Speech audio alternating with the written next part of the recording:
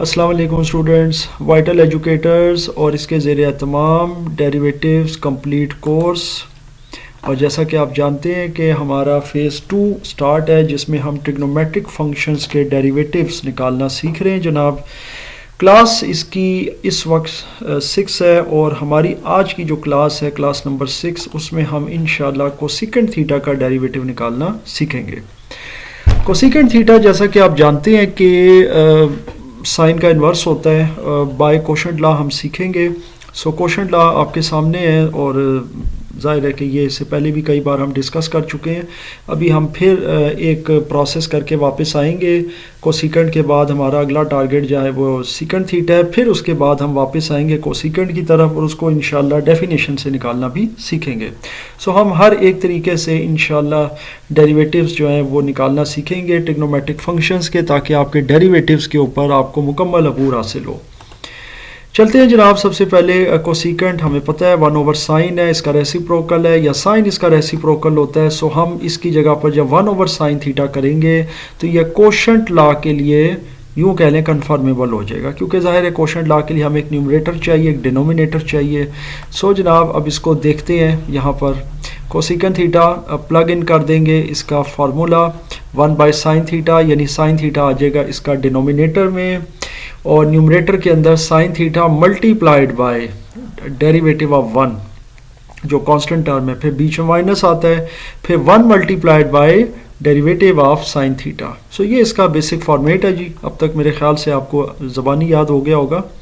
आगे चलते हैं जनाब और देखते हैं कि अब ये जो हमने अभी इसमें प्लग इन किए हैं सारी वैल्यूज़, इनका जवाब क्या आएगा। जैसा कि आपको पता है जो कांस्टेंट टर्म है जैसे ये है और ये है, लेकिन इसका यहाँ डेरिवेटिव नहीं है, इसका यहाँ डेरिवेटिव है, क्योंकि डी बाई डी थीटा का मतलब यही है कि हम 1 का डेरिवेटिव निकाल रहे हैं, तो इसका डेरिवेटिव 0 होता है कांस्टेंट टर्म का। तो sine theta multiplied by 0 minus 1 वैसे ही आ जाएगा, और यहाँ साइन थीटा का डेरिवेटिव है तो कॉस थीटा हो जाएगा। ये से पहले हम सीख चुके हैं, बाय साइन थीटा का होल स्क्वायर। अच्छा, मोस्टली हम ऐसा करते हैं कि अगले प्रोसेस में हम साइन स्क्वायर थीटा कर देते हैं या खोल देते हैं। आपने नोट किया होगा अभी तक मैं अपने लेक्चर्स में ये खोल नहीं रहा हूँ। उसकी रीज़न ये कि मैं इसको बाजू का स्प्लिट कर देता हूँ नीचे ले जाकर, तो मैं इसको होल स्क्वायर ही चलाता हूँ। जहाँ मुझे ज़रूरत पड़ती है वहाँ मैं इसका फिर होल स्क्वायर खोल लेता हूँ आपकी आसानी के लिए। थोड़ी कोई इतना कोई कंपलसरी नहीं होता कि आपने इस प्रोसेस के बाद साइन स्क्वायर थीटा लाजमी करना है। आप इसको होल स्क्वायर भी चलने दें तो it does not matter. Sine theta जब 0 से मल्टीप्लाई होगा 0 रह जाएगा, माइनस 1 कॉस थीटा से मल्टीप्लाई होगा तो कॉस थीटा रह जाएगा। तो 0 माइनस कॉस थीटा जो है वो आपको पता है माइनस कॉस थीटा होता है, डिवाइडेड बाय साइन थीटा का होल स्क्वायर। सो सबसे पहले तो हम ये लिख लेते हैं, फिर इसके बाद आपको अभी मैं बताता हूँ ये जो मैंने होल स्क्वायर छोड़ा है अब मैं इसको इम्पार्टेड करने लगा हूँ, यानी यूँ कह लें स्प्लिट कर दिया मैंने। साइन थीटा दो अलग कर दिए नीचे। अब इससे मैंने क्या करना है, देखें अगर आप इसको और से देखें तो इसमें से कोई ना कोई आपको आइडेंटिटी मिल जाएगी, कोई ना कोई फार्मूला मिल जाएगा। क्या मिलेगा, देखें साइन बाय कॉस आपको पता है tan के बराबर होता है, तो अगर वही उलट हो जाए कॉस बाय साइन तो फिर वो किसके बराबर होगा, वो tan का जो आपको पता है रेसिप्रोकल होता है यानी कॉट कोटेंजेंट थीटा।